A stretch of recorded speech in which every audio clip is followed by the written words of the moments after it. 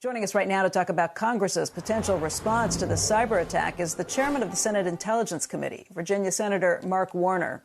And Senator, as the head of the Intelligence Committee, do you know more about what happened here than we do?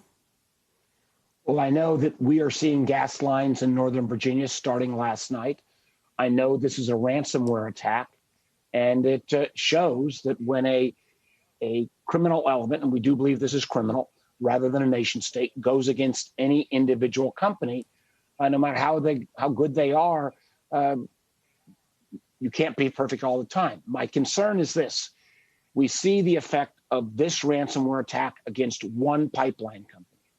We saw end of last year, the SolarWinds attack, which was generated by Russia, that hit 18,000 companies. Luckily, that was only a espionage where they were trying to exfiltrate information. Let's imagine what would happen if we combined.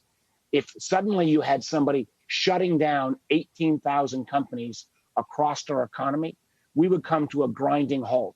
And we have no actual system in place to make, whether it's Colonial Pipeline or SolarWinds or any other company, actually mandatorily report that information to the government in real time so that we could have a full-fledged response. We need to put in place an entity that would include the government, the FBI, CISA, but also some of the web services, Amazon, Microsoft, some of the security firms out there. We need a real-time reaction team. And unfortunately, we don't have that right now. And cyber is always kind of a boring item until it hits home. And what I'm just mostly thinking about, if you combine the pipeline ransomware with the 18,000 supply chain attack that took place, you've got a potential disaster.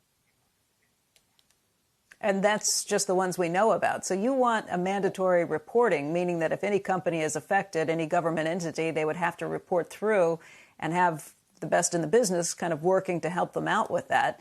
But that's we've got those kind of models. From feeling safe about things. No, we've got those models in place. The National Transportation Safety Board. There are kind of early warning systems in the financial system. We would provide that company with a limited immunity. We keep the information confidential. We have treated cyber, unfortunately, as an afterthought for a long, long time.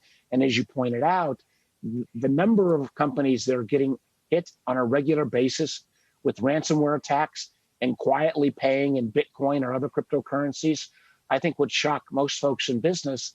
We're potentially seeing now, the cyber criminals get better. The nation states like Russia and China get more exquisite on their uses.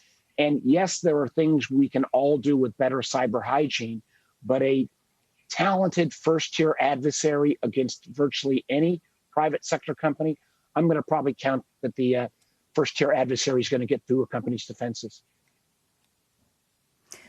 You bring up a very valid point that this is something the government should be working on and needs the information to be doing that. But I will say companies are probably reluctant to do it because of the liability factor. You just mentioned limited liability. What does that mean? If a company comes forward and tells you what's happened, they're not responsible. It's not going to be, that information is then not going to be used against them in civil or criminal lawsuits?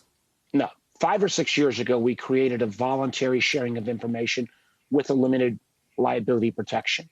We're saying, and I think most companies now, even some of the major business organizations, now realize we need some mandatory level of reporting.